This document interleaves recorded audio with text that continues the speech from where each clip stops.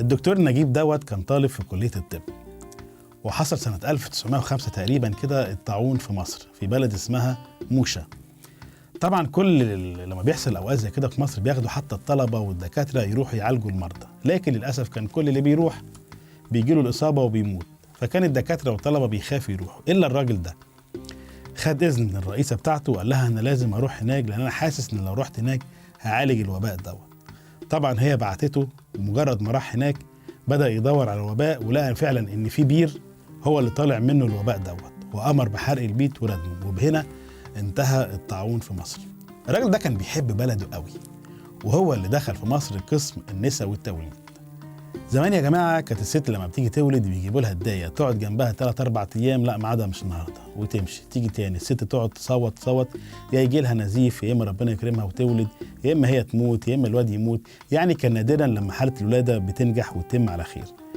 نجيب محفوظ قال لك انا عايز ادخل قسم النساء والتوليد ان الستات تولد في المستشفى. الكلام ده طبعا على المصريين كان صعب، ازاي واحده ست هتتكشف على راجل؟ طبعا حصل دوشه جامده والبلد كلها اتقلبت على الراجل دوت، ولكنه فعلا بعد الوسايط والتعب والشقة وصل انه ياخد قسم مخصوص في القصر العيني، قسم اسمه قسم النساء والتوليد، وده موجود لحد دلوقتي في الدور السادس، والقسم دوت اللي اسسه الدكتور نجيب ميخائيل محفوظ. في مرة في المرات دخل كده واحد اسمه عم ابراهيم دوت كان جاي بولادة متعسرة، مراته خلاص بتخلص، وعم ابراهيم قال للدكتور ميخائيل قال له ارجوك اعمل اي حاجة، بس المهم انا عايز مراتي تعيش. كان بيحب مراته قوي.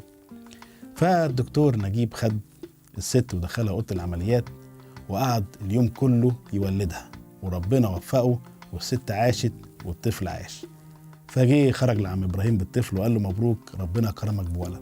فعم ابراهيم مسك الطفل دوت وقال وعلشان انت وفقتنا في دوت فانا هسمي الولد ده على اسمك وهسميه نجيب محفوظ. الطفل ده هو اللي كبر وبقى الاديب الجميل اللي حصل على جائزة نوبل في الادب الدكتور نجيب محفوظ.